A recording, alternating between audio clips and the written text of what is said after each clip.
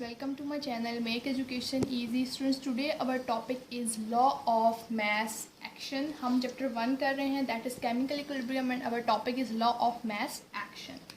ये जो हमारे पास law of mass action का topic है, ये हमें propose किया था ये law propose किया था 2 chemists ने, और उनका नेम था, एक केमिस्ट था हमारे पास C.M. Goldberg and second one is P. Wedge.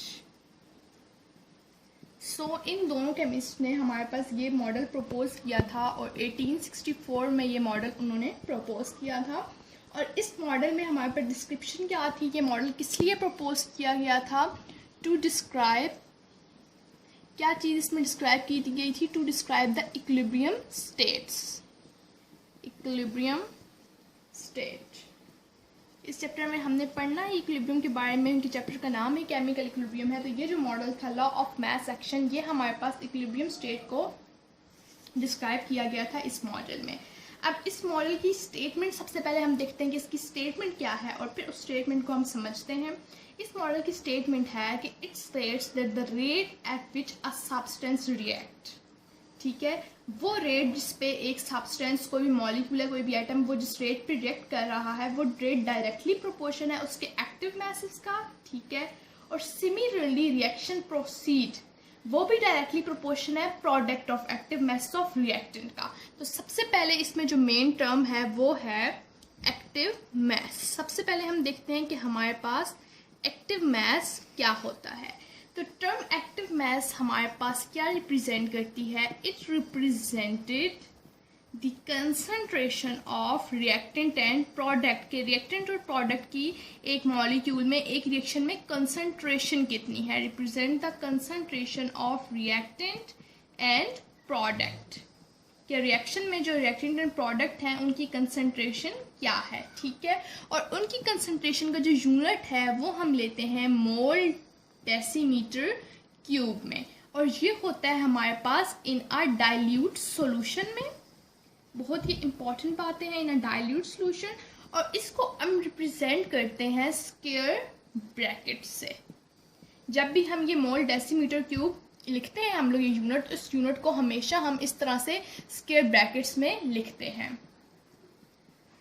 तो अब हम इस लॉ को समझने के लिए हम सबसे पहले एक कंडीशन लेते हैं कि हमने एक हाइपोथेटिकल रिएक्शन लिया है, मतलब हम खुद से एक रिएक्शन सपोज कर लेते हैं। हम सपोज करते हैं small A and capital A plus small B and capital B, reversible reaction that react to form small C and capital C plus small D and capital D.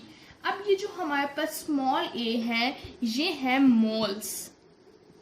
Moles of reactant A, इसी तरह small B moles of reactant B, small C moles of reactant C and small D moles of reactant D, and they are at equilibrium state. ये equilibrium state में exist कर रहे हैं यहाँ पे हमारे पास, ठीक है। अब हम देखते हैं कि लॉ ऑफ मास एक्शन हमारे पास क्या कहता है। तो according to law of mass action you know कि ये हमारे पास यहाँ से यहाँ पे जो रिएक्शन है ये फॉरवर्ड में है और ये है रिवर्स में, ये प्रोडक्ट्स हैं और ये है हमारे पास रिएक्टेंट। तो अब हम लिखते हैं कि रेट ऑफ फॉरवर्ड रिएक्शन, कि हमारे पास जो फॉरवर्ड रिएक्शन का रेट है उससे हम किस तरीके से लिखेंगे, उससे हम लिखेंगे is directly proportional to A and B. Capital A, we put it square bracket, and capital B. अब capital A के ऊपर हम small a पुट करेंगे क्योंकि small a moles को रिप्रेजेंट कर रहा है। इसी तरह सिमिलरली capital B पे small b पुट करेंगे because small b is also represent the moles, ठीक है। तो अब रेट ऑफ फॉरवर्ड रिएक्शन, ठीक है, हमारे पास ये प्रोपोर्शनैलिटी का साइन है। इस प्रोपोर्शनैलिटी के साइन को हटाने के लिए हम एक कांस्टेंट यूज करेंगे, दैट इज के, और इस के के साथ हम स्मॉल एफ पुट करेंगे ताकि ये हमें पता चले कि ये रेट ऑफ फॉरवर्ड रिएक्शन का कांस्टेंट है। तो हम साथ ही ये वाली चीज़ दोबारा से इसके साथ पुट कर देंगे। नेक्स्ट, अब फॉरवर्ड रिएक्शन तो हमने देख लिया, अब हमने नेक्स्ट लिखना है रेट ऑफ रिवर्स रिएक्शन।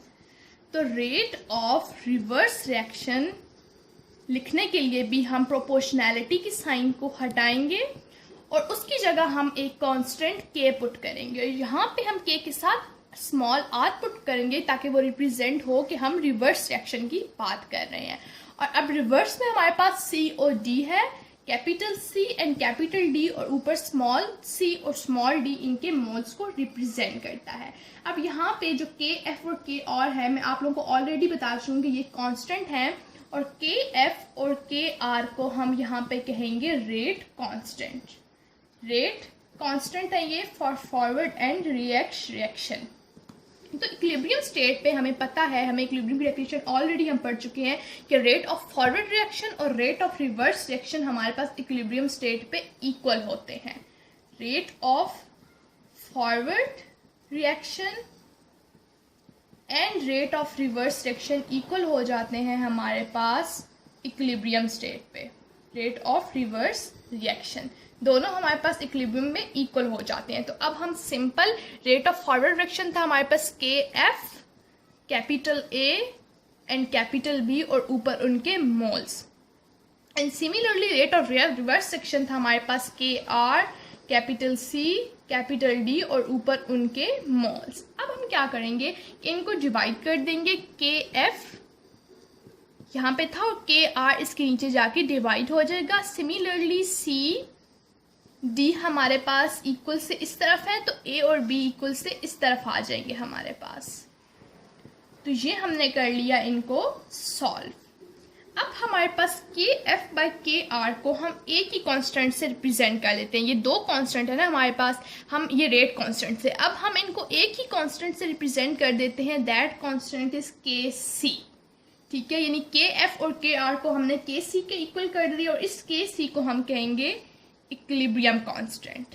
ठीक है, इक्विलिब्रियम कांस्टेंट हमारे पास के एफ और के आर को हमने रेट कांस्टेंट कहा था, उन दोनों को एक कांस्टेंट बना के हमने इस पूरे के सी को कह दिया है दैट इज इक्विलिब्रियम कांस्टेंट। तो ये था हमारे पास लॉ ऑफ मास एक्शन। अभी आगे हमारे पास इसमें दो तीन चीजें रहती हैं, rate of mass, equilibrium constant expression को डिफाइन करना, इक्विलिब्रियम कांस्टेंट को डिफाइन करना, वो हम नेक्स्ट वीडियो में देखेंगे। आई होप सो आज की वीडियो आपको अच्छी लगी होगी। अगर वीडियो अच्छी लगी है तो वीडियो को लाइक करें, चैनल को सब्सक्राइब करें और अपने फ्रेंड्स के साथ शेयर करें। नेक्स्ट वीडियो में आपसे मिलूंगी, तब तक के लिए अल्लाह हाफ़िज़।